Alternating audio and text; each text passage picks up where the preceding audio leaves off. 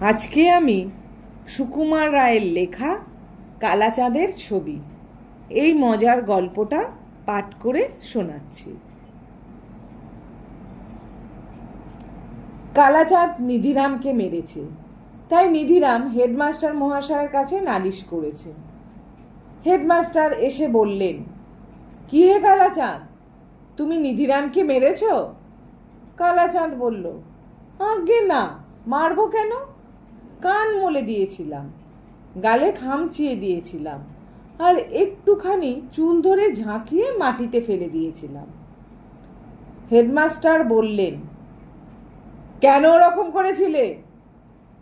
কালাচাঁদ খানিকটা আমতা আমতা করে মাথা চুলকিয়ে বলল, আজ্ঞে ও খালি আমায় চটাচ্ছিল।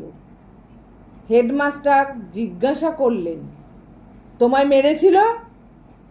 না। তোমায় গাল দিয়েছিল? না। ধমকিয়েছিল? না। তবে? বারবার ঘ্যান ঘ্যান করে বোকার মতো কথা বলছিল, তাই আমার রাগ হয়ে গেল। মাস্টার মহাশয় তার কান ধরে বেশ ভালো রকম নাড়াচাড়া দিয়ে বললেন, মেজাজটা এখনো তো একটু সংশোধন করতে চেষ্টা করো।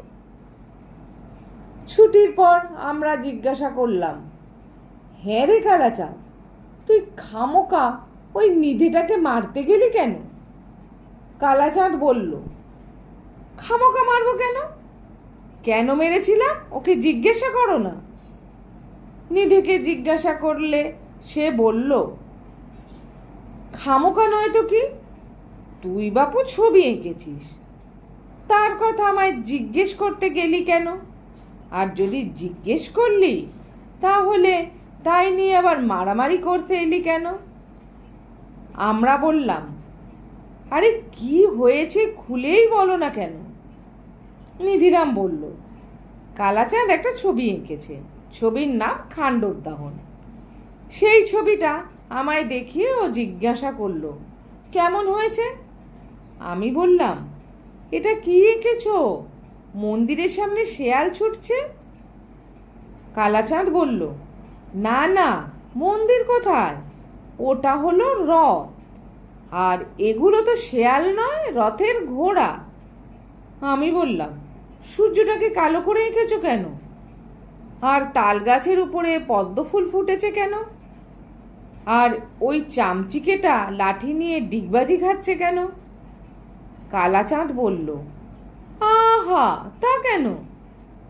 ওটা তো সূর্য নয়, সুদর্শন চক্র, দেখছো না কৃষ্ণের হাতে রয়েছে। আর তাল গাছ কোথায় দেখলে? ওটা তো অর্জুনের পতাকা। আর ওইগুলোকে বুঝি পদ্ম ফুল বলছো? ওগুলো দেবতা, খুব দূরে আছেন কি না, তাই ওরকম ছোট ছোট দেখাচ্ছে। আরে এই বুঝি চামচিকে হলো? এটা তো গরুর পাখি, একটা সাপকে তাড়া করেছে। আমি বললাম, তা হবে, আমি ওসব বুঝি টুঝি না। আচ্ছা, ওই কালো কাপড় পরা মেয়ে মানুষটি যে ওদের মারতে আসছে, ওটিকে? কালাচাঁদ বলল, তুমি তো আচ্ছা মুখ্য হয়ে, ওটা গাছে আগুন লেগে ধোঁয়া বেরোচ্ছে, বুঝতে পারছো না? অবাক করলে যে। তখন আমি বললাম, আচ্ছা এক কাজ করো না কেন ভাই, ওটাকে খান্ডব দাহন না করে সীতার অগ্নি পরীক্ষা করো না কেন? ওই গাছটাকে শাড়ি পরিয়ে সীতা করে নাও, ওই রথটার মাথায় জটা টটা দিয়ে ওকে অগ্নিদেব বানাও।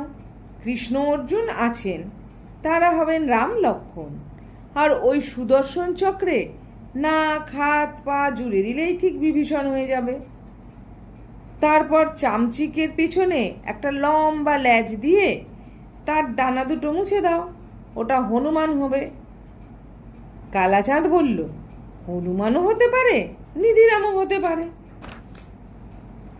আমি বললাম, তাহলে ভাই আর একটা কাজ করো, ওটাকে শিশুপাল বধ করে দাও, তাহলে কৃষ্ণকে বদলাতে হবে না, চক্র তুলে শিশুপালকে মারতে যাচ্ছে।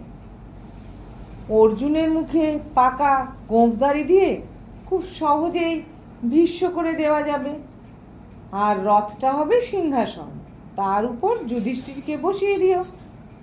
আর ওই যে গরুর আর সাপ, ওইটা একটু বদলিয়ে দিলেই গদা হাতে ভীম হয়ে যাবে। আর শিশুপাল তো আছেই, ওই গাছটাকে একটু নাক মুখ ফুটিয়ে দিলেই হবে। তারপর রাজসূয়যজ্ঞের কয়েকটা রাজাকে দেখালেই ব্যাস। কথাটা কালাচাঁদের পছন্দ হলো না, তাই আমি অনেক ভেবেচিন্তে আবার বললাম, তাহলে জন্মেজয়ের সর্পযজ্ঞ করো না কেন? ওই রথটা হবে জন্মেজয়, আর কৃষ্ণকে জটা দাড়ি দিয়ে পুরুত চাকর বানিয়ে দাও।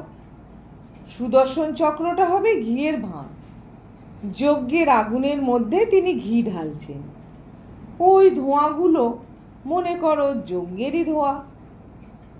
একটা সাপ আছে, আরো কয়েকটা এঁকে দিও। আর অর্জুনকে করো আস্তিক, সে হাত তুলে তক্ষককে বলছে তিষ্ঠ তিষ্ঠ। আর ওই চামচিকেটা মানে ওই গরুরটা, ওটাকে মুনিটুনি কিছু একটা বানিয়ে দিও। পতাকাটাকে কিরকম করতে হবে সেইটা বলতে যাচ্ছি, এমন সময় কালাচাঁদ আমায় এক ধাক্কা দিয়ে বলল, থাক থাক, আর তোমার বিদ্যে জাহির করতে হবে না, সরো দেখি। আমি বললাম, তো রাগ করো কেন ভাই? আমি তো আর বলছি না যে আমার পরামর্শ মতো তোমাকে চলতে হবে। পছন্দ হয় করো, না হয় করো না, ব্যাস। এর মধ্যে আবার রাগারাগি করো কেন? আমার কথা মতো না করে অন্য একটা কিছু করো না। মনে করো ওটাকে সমুদ্র মন্থন করে দিলেও তো হয়। ওই ধোঁয়াওয়ালা বড় গাছটা মন্দর পর্বত, রত্রা ধন্বন্তরী কিংবা লক্ষ্মী মন্থন থেকে উঠে এসেছেন। ওদিকে সুদর্শন চক্রটা চাঁদ হতে পারবে। অর্জুনের পেছনে কতগুলো দেবতা এঁকে নাও, আর এদিকে কৃষ্ণ আর চামচিকের দিকে কতগুলো অসুর। কথাটা ভালো করে বলতে না বলতেই কালাচাঁদ আমার কান ধরে টানতে লাগলো। আচ্ছা দেখো দেখি কি অন্যায়। আমি বন্ধুভাবে দুটো পরামর্শ দিতে গেলাম, তা তোমার পছন্দ হয়নি বলেই আমায় মারবে? যা বলেছি সব শুনলে তো, এর মধ্যে এত রাগ করার কি হলো বাপু? বাস্তবিক কালাচাঁদের এ বড় অন্যায়। সে রাগ করলো কিসের জন্য? নিধিরাম তাকে মারে নাই, ধরে নাই, বকে নাই, গাল দেয় নাই, চোখ রাঙায় নাই, মুখ ভ্যাংচায় নাই, তবে তার রাগ করবার কারণটা কি? ব্যাপারটা কি বোঝা গেল না। তাই সন্ধ্যায় সবাই মিলে কালাচাঁদের বাড়িতে গেলাম।